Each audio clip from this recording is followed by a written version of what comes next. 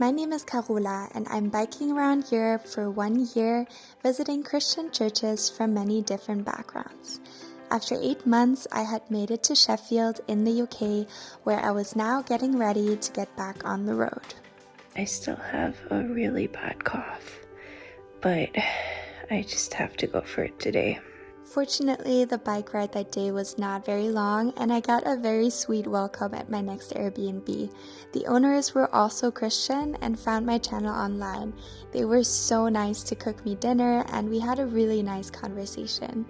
The next day, I felt a bit better, but still not at my best. Nevertheless, I had to get back on my bike.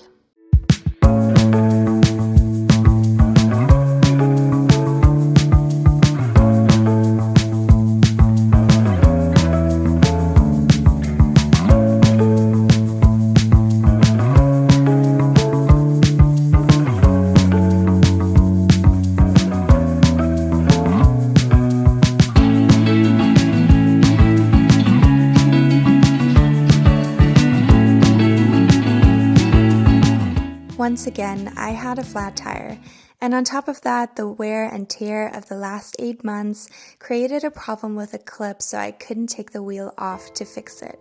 I'm not gonna lie, I was so exhausted and tired that this was the straw that broke the camel's back.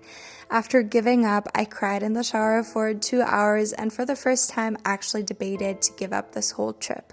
But the next day, I had a big realization. I got the tip 2 days ago from Amy that I could order groceries to an Airbnb, which is not that expensive here in the UK, so I did that.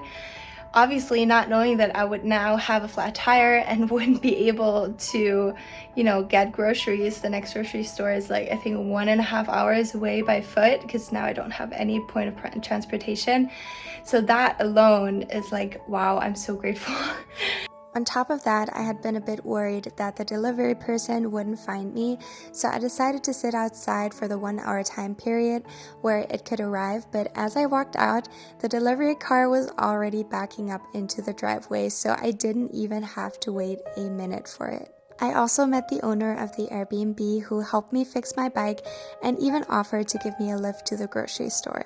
So within a couple of hours, all of my problems I had been crying about felt so silly. God knew the problems that were coming, and He had already prepared every solution for me. The owner and his neighbors also invited me for a Guy Fawkes bonfire night, which was so much fun. After a couple of days, I packed my bike and took a train down to London.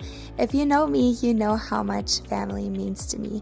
And since my aunt, uncle, and 2 cousins live in London, this was the perfect next stop for me. I can't put into words how much it meant to me to spend time with them, have lots of great snacks, meet some friends, and even have my sister visit for 2 days. I was planning on visiting and interviewing churches while I was there, and I did visit a lovely church, but to be honest, I just felt too tired to do an interview, so I decided to really soak in all of the family time I could get while I was there.